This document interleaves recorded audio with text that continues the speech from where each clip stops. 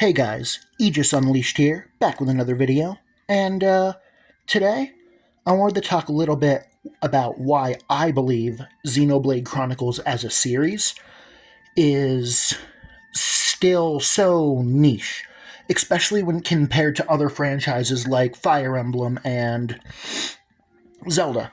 And personally, I kind of think that it boils down to two major things.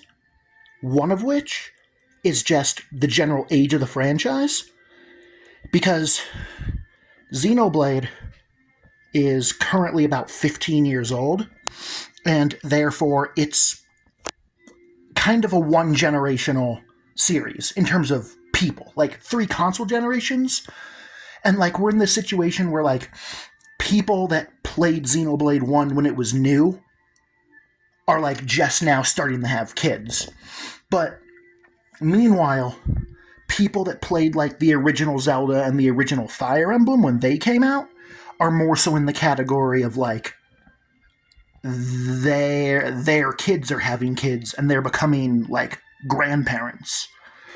Because another way to put it is it's 30-year-olds as the oldest people that are fans versus 50-year-olds as like the oldest fans. So like Zelda and Fire Emblem have just had so much more time to cook, which of course means that even though Xenoblade isn't there yet, Xenoblade very much so has that potential. And another thing is that the current popularity of Xenoblade is actually very similar to like where Fire Emblem was around the time Awakening came out, and you know, back when there were 2 Fire Emblem characters, being Marth and Ike in Smash, which is, kind of where we are now with Xenoblade, because 2 characters in Smash with Shulk and Pyra/Mythra, and similar sales for Xenoblade 3 and 2 as like where we were with Awakening and Fates. And that with Fire Emblem, 3 Houses was the game that accelerated things and changed everything.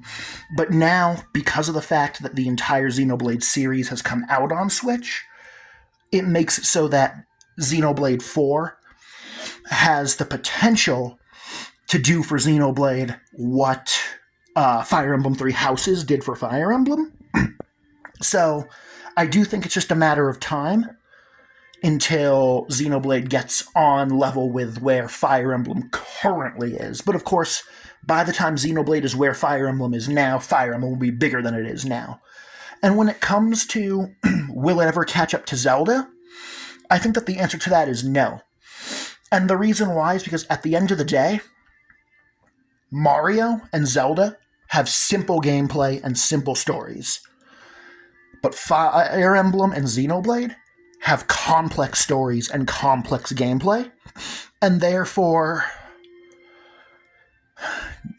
normie gamers, casual gamers, and idiot gamers are just not going to gravitate towards Xenoblade or Fire Emblem the way they do for Mario or Zelda, which is why I feel that Xenoblade could grow to the point where it is no longer niche, but I don't think it'll ever be mainstream or a big pillar. And like it'll never compete with like or even get even on like Pokemon's level, because really like Pokemon is the actual normie, all you have to do to win is push a Nintendo JRPG, right? But and it's interesting because like I was thinking about it, because I was like, what triggered the initial thought was I was like, in terms of actual quality, Xenoblade is on par with or even better than like all of the games from Nintendo that people love and consider to be the great. And that's why it got me thinking, and ultimately this is the conclusion that I came to. And yeah, that's all I got for now.